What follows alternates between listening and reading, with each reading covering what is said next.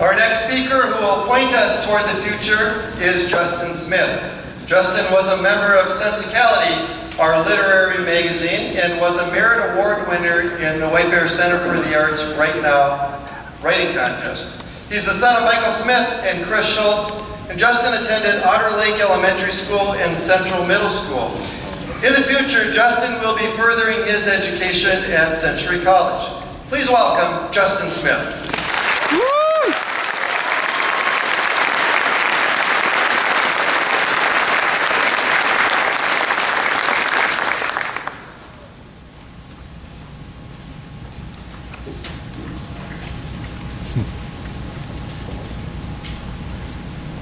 Spices back up. Imagine a small group of 10th graders sitting around a computer in my bedroom. There is laughter, discussion, sharing ideas, and lots of cookies. I had my section about civil rights and sports in the 1960s ready to be added to the lengthy PowerPoint. Another student was creating the Jeopardy game. A young woman was writing up the plan for our class presentation. Another two guys were figuring out what we would all wear. Remember the American History Decades project?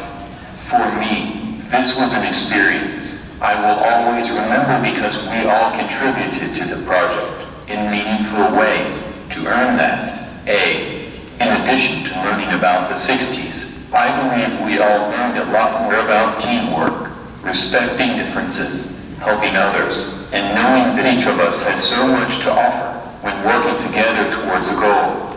This was inclusion at its best. John Green writes in the book, Paper Towns, that it is easy to forget how full the world is of people full to bursting, and each of them imaginable and consistently misimagined. All of us are unique and face difficulties. It can feel lonely in the rest of the world when you have any kind of perceived or real difference. There are many times when I do feel like an outsider because I do not think people imagine me complexly or know what to say to me. I imagine that there are many of you who have felt the same. We all need to take the time to truly get to know people around us as we go out in the bigger world. Remember to make the time to listen to and include those who may be isolated or alone. Go beyond the simple, hello, how are you? What's up? Because of my experiences with fellow students for the Decades Project and other friendships in my life, I know you can make such a huge difference in a person's life. As we go through life beyond high school, each of us will face our own challenges. Why do we have struggles? And why do some have more than others? It is not that easy for me to do what I want to do because I have cerebral palsy. It is as if my muscles all have their own individual brains and none of them listen to the brain in my head. Imagine that most people cannot understand your voice and that it takes you several minutes to type every sentence that you want to share. It is annoying sometimes when people do not realize that I, along with others with disabilities, have a lot to say and need them to take the time to listen. Disabilities or any other challenges that you are going through do not define who you are.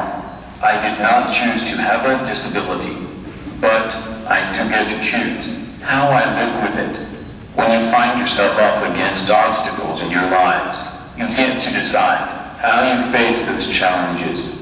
Most of the time, I hold on to hope. I find ways to find my goofy muscle and try to do what I am able to do. I focus on those things that are meaningful to me, such as my love of creative writing or getting lost in a good book. Can any of us face challenges on our own? No. I am lucky because I have an amazing family, helpers, and friends. To fight through tough times, we all need to draw on what gives us strength, and it is important to ask others for help along the way. But do not wait for someone to ask you for help. Reaching out in simple ways can make an amazing difference to a person who is struggling with whatever life brings. We leave here tonight, each of us, with a unique universe to explore. There will be challenges along the way, but we need to choose the infinite possibilities to create a more inclusive society where we see value and dignity in all people. Thank you.